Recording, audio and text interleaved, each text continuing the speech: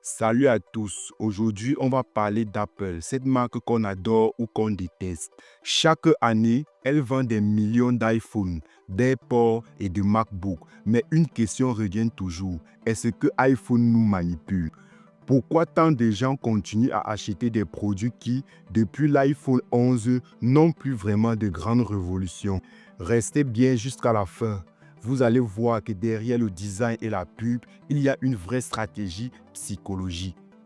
Apple ne vend pas seulement un téléphone, il vend un style de vie. Dès le départ, Steve Jobs a compris que le marketing est aussi important que la technologie. Quand tu achètes un iPhone, tu n'achètes pas juste un smartphone. Tu achètes une image de prestige, un sentiment d'appartenance à une communauté. Et cette impression, Apple l'entretient chaque année avec des événements spectaculaires, des pubs minimalistes et des mots-clés comme innovation, révolution, le plus puissant jamais créé. Depuis l'iPhone 11 sorti en 2019, soyons honnêtes, qu'est-ce qui a vraiment changé?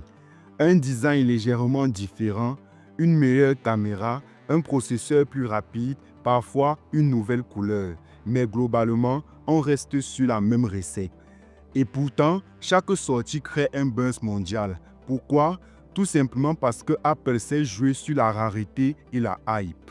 Ils savent que si tu n'as pas le dernier modèle, tu te sens un peu en retard.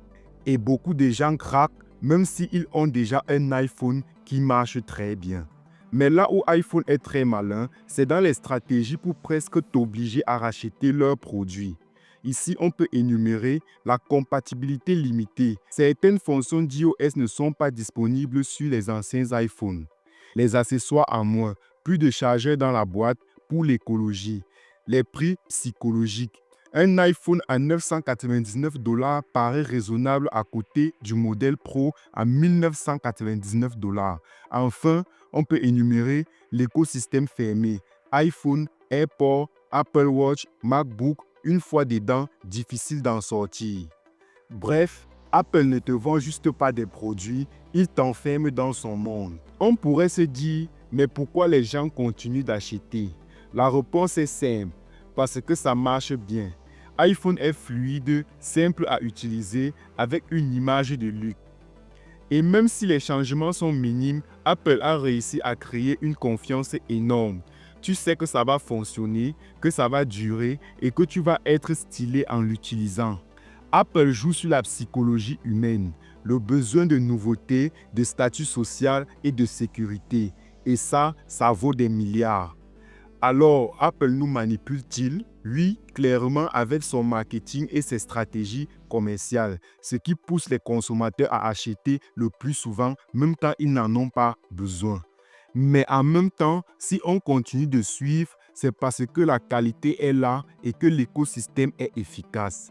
En gros, Apple n'est peut-être pas le plus innovant depuis l'iPhone 11, mais il reste le maître absolu pour nous faire croire qu'on ne peut pas s'en passer. Et toi, qu'en penses-tu? Apple mérite-t-il leur succès? Dis-le nous en commentaire. Et si tu aimes ce genre de vidéos, abonne-toi car ici on parle de technologie, de science et d'innovation. À la prochaine pour une nouvelle vidéo.